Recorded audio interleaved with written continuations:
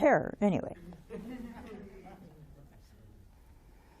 But see, there's everything we've gotten from the Lord. Somebody prayed for it somewhere. And that puts hope in my heart that the good God is looking after me. And He has made all kind of promises in here.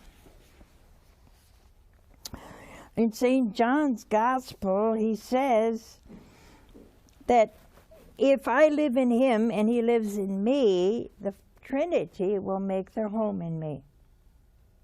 Now, I can bank on that promise.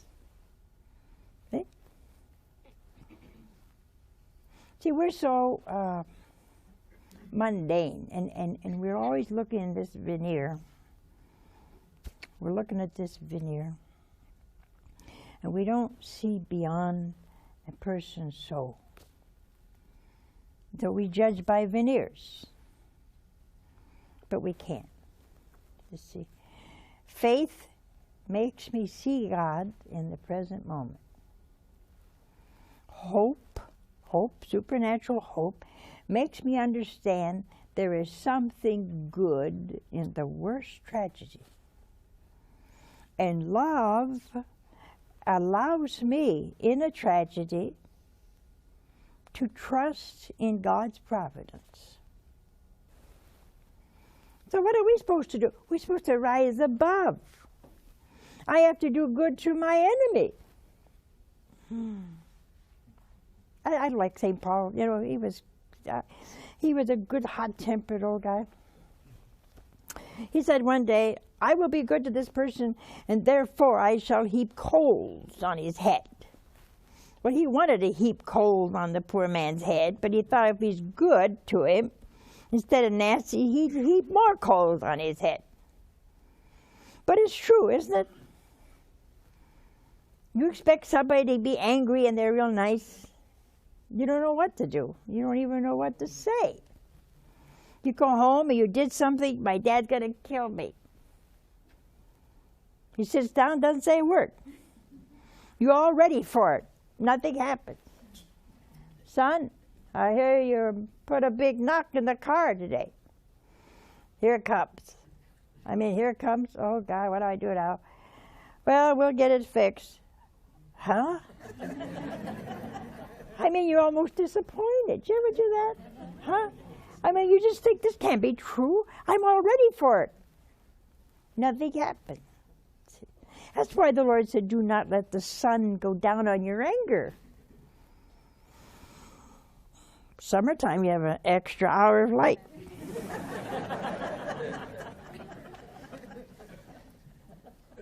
But we do. See, when we lose hope, then the sun does go down on our anger, and the dawn, and the sun sets, and the dawn, and the sunset for days and months. Our Lord never said that if you want hope, you have everything in your life has to be fair and square. Can you imagine? Wouldn't life be dull? Huh? If everything went your way? What would you do if everything went your way? You'd say, I'd be very happy. No, you wouldn't. Because what's wrong with you is here, not here. See? The reason why you don't get along in one job, you quit, and you say the same problem is that job is because you brought yourself from this job to that job. And you're the problem. But if you knew you were the problem, you'd lose hope. Well, where am I going to go? I carry me everywhere. See? Who else you got to carry? Do you ever notice people when they find fault with other people, and you're listening to them and you say, by golly, they got the same thing. They do exactly what they're finding fault with somebody else. Do you ever notice that? You do that too. I don't like people that are impatient.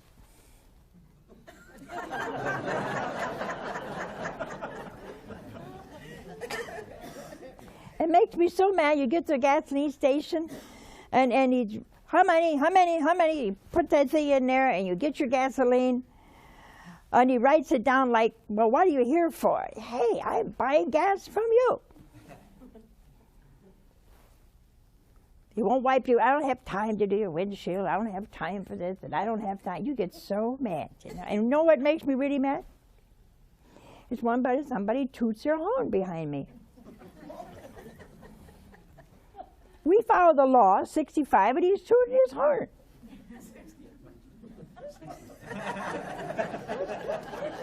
It is 65, is it? No? Oh. Well, 55, is that it? Oh, well. You know, that reminds me of a time I came to Birmingham. This was, 30-some years ago. And this woman, nice Italian one, wanted us to go to Cullman, Alabama, to see the grotto. And they have, all the beautiful buildings in the world in miniature. And it's a beautiful place. So I said, okay. So Sister and I went in this car. Grandma was in the back. I was on the side. And she kept saying to her son-in-law, hurry up, we're never going to get there. So he keeps going 50, 60, 70, 80, 90. And I couldn't see the road passing by. It was like, and I looked outside. I couldn't see curves. I saw green. And I saw gray. And I thought, so she said, hurry up. Hurry up, we're going almost 100 miles an hour. And I'm looking at that thing in the wind. I tried to open the window, it's like an airplane. You know, like that. It's the worst thing ever happened to me.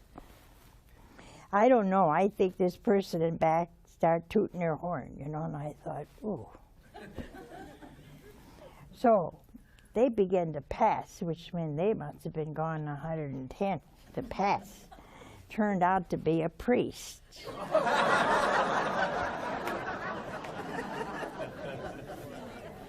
And he's holding onto the steering wheel with one hand, and it goes like this, you know. And I went, 105, you know, and then he pulls back, and he wanted us to know, you know, that you're going to need absolution if you don't stop it. I couldn't do anything about it. But I remembered, I thought to myself when I get done, I thought, now see, if I were not impatient, I wouldn't recognize it. See? Do you ever notice you go and buy a car, you decide you're going to buy a Jeep? And you're going down the road and you see 100 Jeeps you never saw before. Did you ever notice that? You buy a dress and by golly, your neighbor comes home with the same dress. So all of these things make you impatient. You know why? We don't have hope. In other words, if I had that supernatural hope, I wouldn't care about these little things. So, okay, what was I going to do? I wasn't driving. I didn't know how to drive. And I'm at the mercy of this driver. Or somebody toots, well, go ahead. They're going to wait for the same red light you are, just down the road. See, we take things very seriously when we lose both supernatural hope and natural hope. So try to think of that. Why are you impatient over little things? Why? Now we have serious things, but rather than be angry, especially over these deaconess, you just see how they're crawling up? Doesn't that make you angry? Oh, I comes at my toes. See, starts at my toe, my big toe, and works itself out so fast. See, what are they going to have next? And it's so subtle, and it's not of a true. Now, those are serious things, but impatience is not going to do anything with it.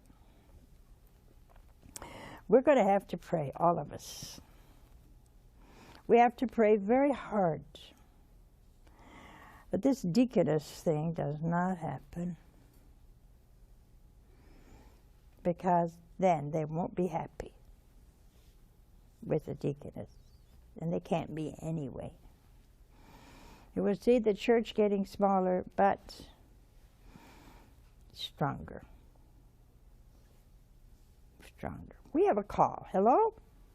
Hello, Mother Angelica. Hey, where are you from? I'm from Westchester, New York. My name is Annette. And what is your question? I don't really have a question. I just wanted to say that I think you are the absolute cutest thing. I love to listen to you, and I have so What much I hear? I love to listen to you, Thank and you. you have fed me so many evenings. Thank I you. did want to make a suggestion, and that suggestion is that I have taken a commitment on my own in prayer on a daily basis to pray for priests. And I have a suggestion that others take that same commitment on a daily basis, because you know what, Mother Angelica? When you pray for priests, you are doing something even greater than striving to become a priest. Oh, yeah. And believe it or not, you really get a lot of hardships from the evil one, because he does not want us to pray for priests. True. So it's a very difficult task, and it's it's a very rewarding one. I love them. I love them with all my heart and soul. We need to pray for priests that they have courage and strength to be faithful. You see, when they start with this deaconess stuff, you just say, wow, they need a lot of prayer, a lot of prayer. Pray for bishops who have whole dioceses under them. And they're responsible for everyone. Religious who teach, we should pray for them. Cardinals, our Holy Father, our families, our neighbors, everybody who has a hard time living the truth or preaching the truth. We all need that extra strength